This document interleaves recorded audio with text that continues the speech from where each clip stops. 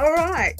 Good morning. Today we are hosting the film called The Language of My Soul that was directed by Gregory Molale. And we have our chair with us, Dr. Zakira Doctorate, who really loved the film. And so welcome to Indigenous Language Conversations that we're going to have here. And we're really looking forward to have this conversation and really grateful that you're here, Greg. So to start off with our conversation, how did you come to do this? Wow, where do I start? Thank you so much for having me.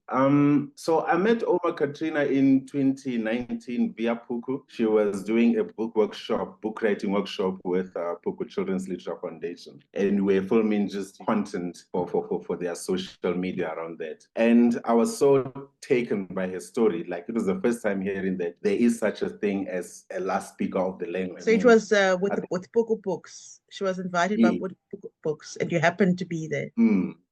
All right. And more I spoke to her, the more I got a keen sense that hers is a very important story. And I'm really grateful that I was chosen to tell this very special story, very special African story. That's wonderful. So you were in the conversation, or you just happened to hear it, and then you decided you want to make the film, or did Book Books approach you to make it? First time meeting her, I remember it was a Saturday, like 10 o'clock or so. And she was speaking this language head with her in Ngaukusi, the small one. And I remember telling my crew, like, this is a documentary to be made. But then just mastering up the courage, because it takes such a lot to tell a story, a documentary, you know what I mean? Especially how we wanted to tell it. That was in 2019. So we just kept postponing, or rather not pursuing it. Until then, Puku was like, yo, can we please march on it? I think that was towards the end of 2020. And since we are not busy then, COVID and whatnot, we started putting pen to paper, trying to see what exactly is the story we wanted to tell. And then by the following year, 21, we started filming. So what has been the most striking response, like, since you made the film? Like, well, actually, yeah, what has been the most striking response to the film? I know it was an emotional story, but I didn't think it would move people the way it moved people. Well, the first time we played it, we had a private screening at UNISA. We had some guys from the SABC, John Kanye was there. And within the first 30 minutes, the whole room was in tears just hearing those atrocities son were put through. So that was striking. And then I think I came into it not having a full understanding of what it means to be a San descendant in South Africa, you know, and just how the people we deem colored are receiving it, and how it's helping them rediscover their heritage. It's really humbling. Yeah. Dr. Zakira, I wanted to see if you could say something, because you watched the film. Yes, I'm just following the conversation and listening to Greg, and the passion even here with which you're speaking, Greg. But I thought that it was just going to be one of those documentaries, and I hope this doesn't come off wrong, where it just puts you to sleep, and it gives you the historical facts about a language, and unfortunately the death of the language. But it was just completely and utterly different for me. I sat there in complete awe, but at the same time I had this feeling in the pit of my stomach. And I thought, just looking at Ouma Katrina, and especially her granddaughter, and how invested they were, not in any financial gain, to propel the use of their language, but merely for the generations to learn this language. And I thought, this is not just relevant to this specific community or the speakers of this language, but to all of us as South Africans. And again, it ignited sort of that fire inside me to say, we need to advocate for our indigenous languages. And I know Siki might agree with me on this point. When we talk about our indigenous languages, we only talk about those 9 official indigenous languages, and we always exclude the rest. So for me, it shows that we've just got such a far bigger task in South Africa, and also as the Indigenous Languages Action Forum, in trying to find these spaces, having conversations of this nature, listening to these important documentaries that you're making as filmmakers, and taking it forward and seeing how we can find spaces to support it. But I think for me, Greg, as well, what I found is, what Ouma Katrina and her granddaughter said, in terms of, getting this recognition, these honorary doctorates, And I felt so heartsore, and my eyes just filled with tears when her granddaughter said, "All these pieces of paper are on the wall behind my grandmother. But what does it mean? And what do we have to show for it?" And for me, that was so heartbreaking to think that, you know, she's received recognition, but she hasn't had the support that she's needed to propel the use and the advancement of the language, and, you know, documenting the language. I know great strides have been made, but it's not enough. And I worry that Ouma Katrina will leave us. And at the end, I think of your documentary, she makes this around the fire, she makes the statement to say her time is limited, and she hopes that her granddaughter and the rest of the family take up the fight. And I thought, you know, something has to happen. I don't know what, for her dream to be realized. And it's not just about one woman. I mean, it's about a language, a community. And how do we really let this go and think, okay, well, we've watched the movie. That's the end of the story now. We've been inspired again. But for me, that's why I immediately said to Siki and colleagues at ILAF, and I said, what can we do in raising awareness and supporting Greg, but also Ouma Katrina, in a sense, in promoting the language? But yeah, I mean, I was just absolutely struck by your documentary. I think it was absolutely fantastic, Yeah. and it was so refreshing to watch. I know I'm hijacking Siki's platform here, but you know, as a language activist, but as an academic as well, and a second language speaker of one of the indigenous languages, I just thought it was amazing. You inspired me. Ouma Katrina inspired me. And really, besides Ouma Katrina, it was her granddaughter, Greg. I don't know what your feelings and thoughts were, but you know how she came across, and seeing when the school was destroyed, that broke me. But again, the granddaughter saying it wasn't about financial gains for them. And you know, you can see when somebody's just pretending and putting on for a documentary or a film, and that was just not the case. Well, at least I didn't get that sense. Perhaps you can Yeah. speak to that. So But I thank mean, you, it Zaki. was fascinating. And let me stop there, and then I'll interrupt later Yeah, again. because I don't want us to get too deep into discussing the actual film, because we do want like the kind of like the details of the actual film, because then we're going to spoil the the film for those who need to watch it, because we also want to find out how we can watch the film from Greg. Because one of the things I do want to say though is that, you know, as someone who does kind of manage our platforms on social media, we actually do care about the other languages that are not the main languages that we speak about. So we have often come across Ouma Katrina and followed the journey. You know, I know there's a dictionary that's been produced because of her activism, which is absolutely amazing achievement. You know that she's been awarded by UCT with an honorary doctorate. She's really achieved a lot. I think when you look at her, and then you also look at someone like the Isindebele grandmother, Mama Hlangu, who's also gone global. It's very encouraging to see this older generation who are kind of like cultivating the stories and cultivate and keeping and being custodians of the culture and teaching it to the next generation. And so the story of Ouma Katrina, I have not seen the film. For me, it's like, it's this incredible passion of just saying that the last speaker doesn't have to be the last speaker, and that it can be transferred, and we already have a dictionary. But for me, it's like what ignited you as somebody who works with film, and what other films have you done before? Like, what ignited you about the film, and you know, to say, I want to make this film about this language, when you met Ouma Katrina, because you're a filmmaker, and I mean, have you made films about language before? Yes, if I may please start with thanking Dr. Zakira for the very encouraging feedback, very encouraging. And two things that she mentioned. You see, for us to be able to put forth, as Dr. Zakira saw, that plight, passion, and the drive behind Ouma Katrina, her daughter, and the community towards the revival and preservation of Ngu. For us to do that, we were lucky that we had ample time to really become part of the family, of the community, in such a way that they can speak not like they're speaking to a camera, but they are speaking to a fellow human being. So that really helped. And I think another How thing did you achieve that?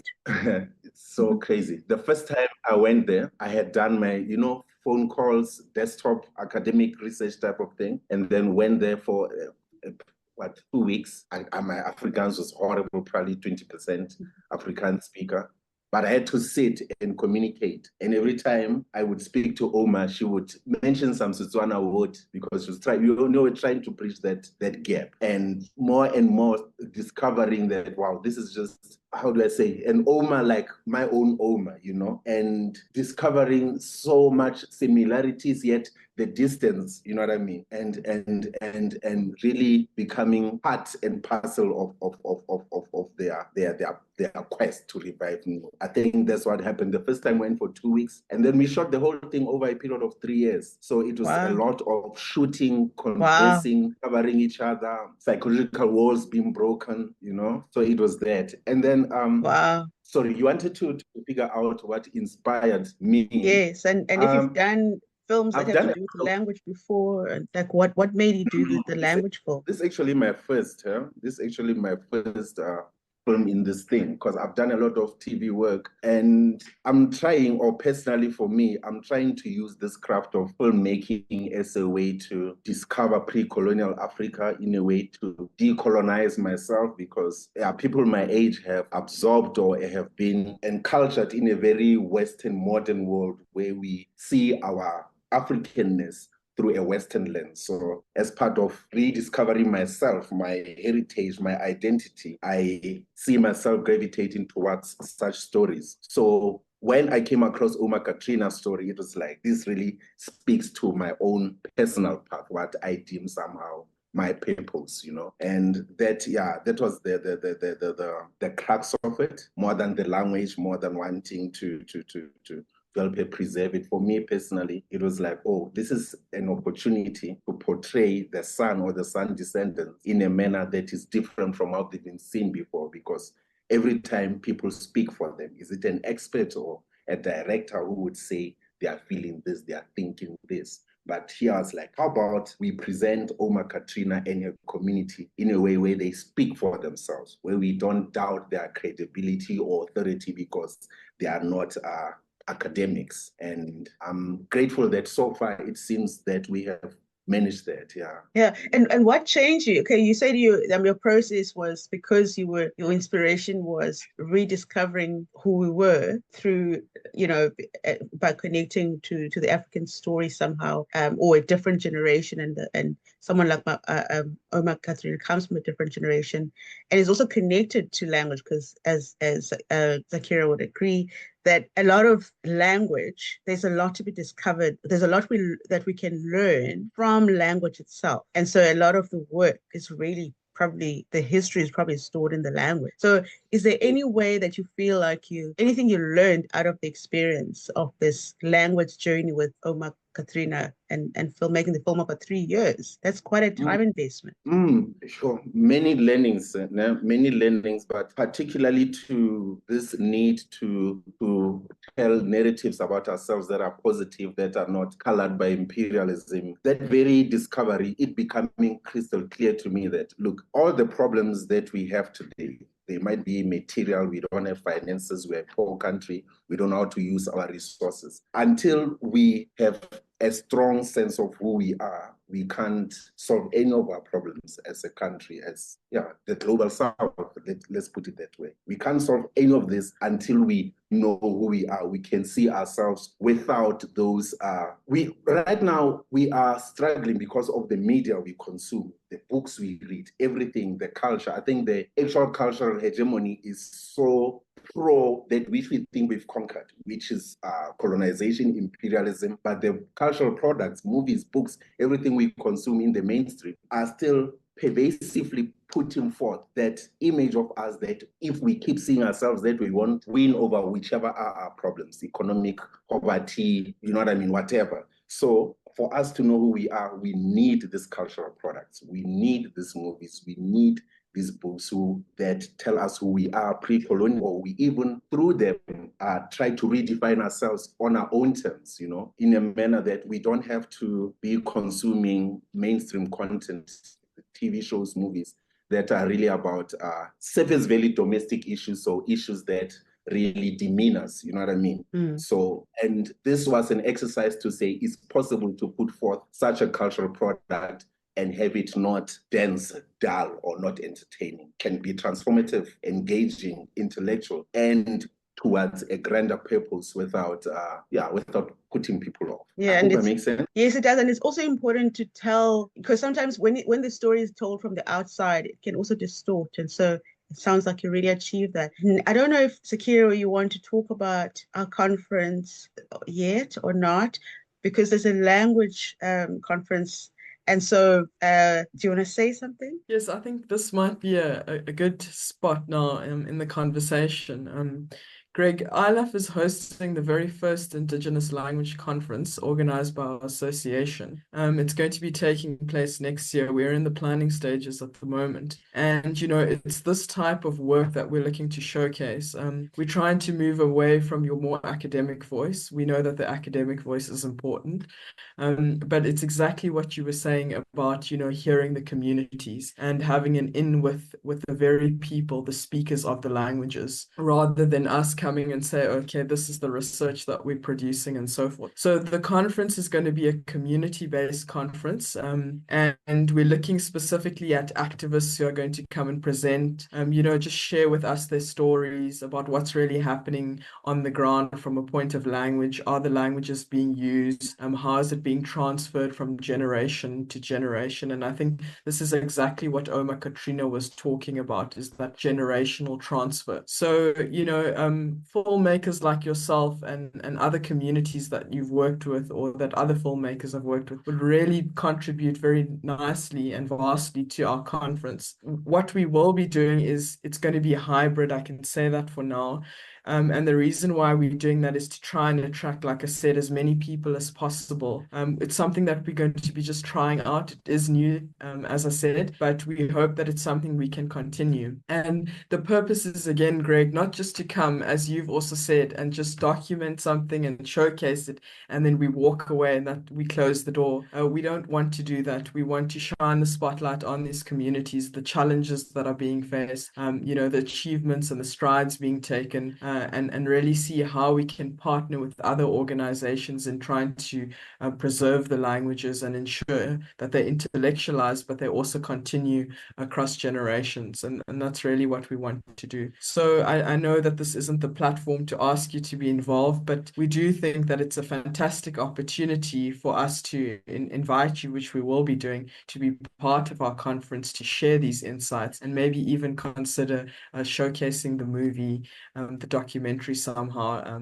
at the conference. We would really welcome that. Oh, beautiful. No, it sounds exciting. Sounds really exciting because truly at the heart of it, this project, Language of My Soul, it's really to, lobby or mobilize support towards the very cause, preserving and reviving this language, making sure that they are spoken and the word that they carry, you know what I mean, is shared and appreciated by us all. So no doubt, I'm keen for us to sit and chat and, finalize the details and whatnot.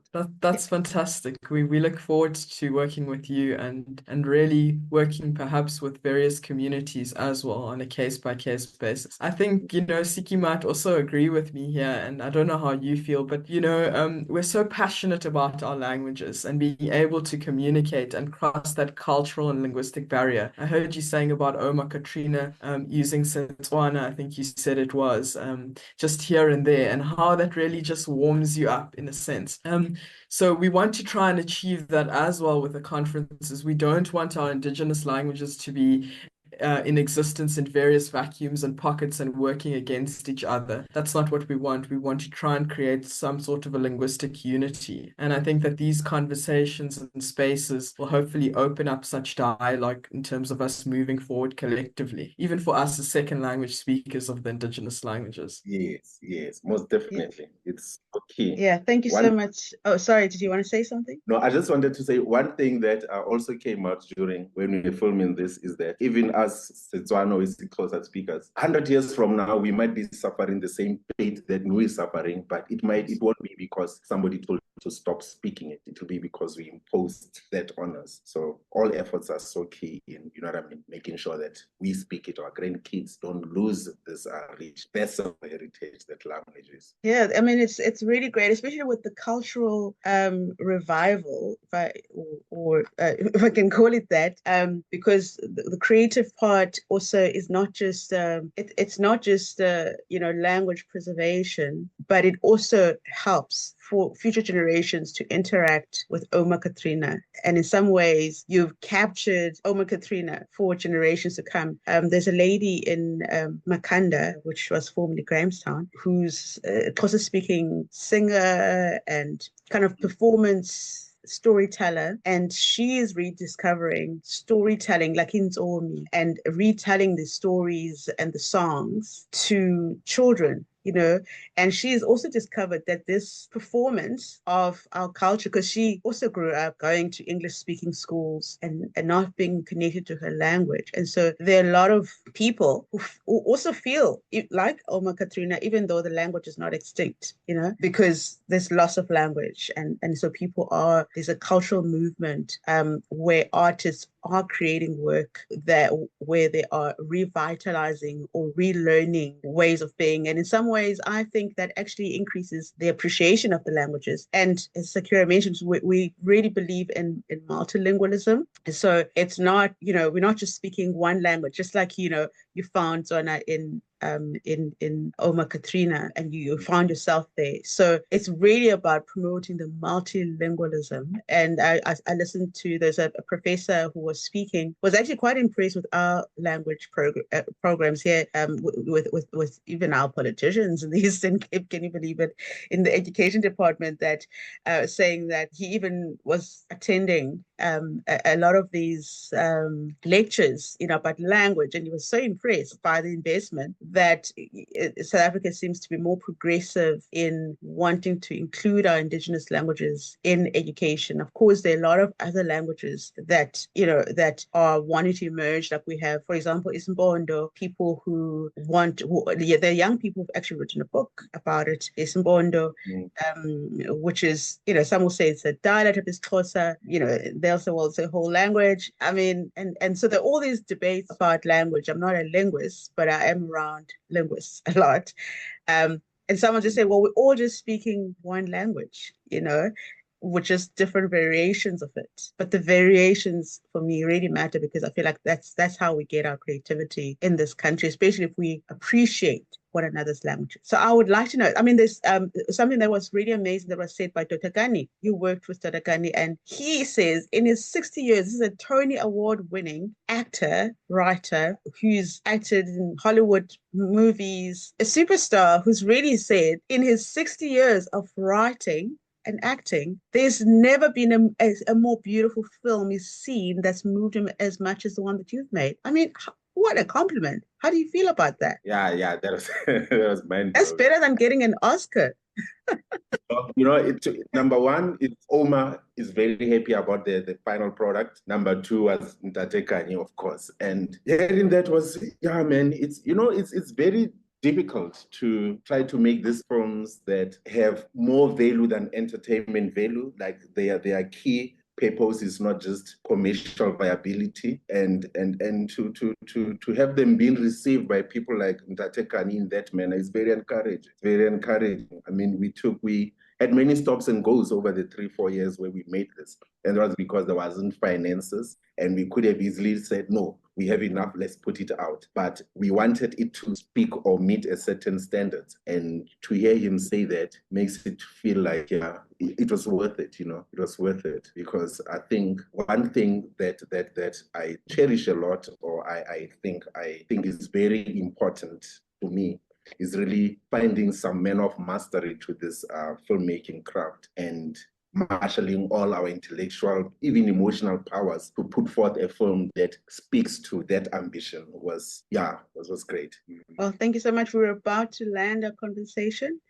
How can people watch this? People want to access this, and I don't know if Sakira, you have any last words? Where will the movie be showcased again? I watched it on SABC2. So could you just give us some details? I know a lot of people missed it, and that's very unfortunate. But our members would also like to know, Greg, where they can watch the movie, and where is it available? Could we buy it on DVD? I might sound very old school in saying this, or is it going to be And streamed there's on still Netflix? DVDs, I Perhaps, think. perhaps you can share the details. Yes, what we are aiming to do, well, I can't divulge much, but by Indigenous Language Month, February next year, we are going to have the film on a platform where everybody can access it. But in terms of which platform and whatnot, we are not quite at the stage where we can communicate it. But by February next year, it will be, you know what I mean, easy to get on video on demand. That's very exciting. We can't wait for that. Lovely. Thank you.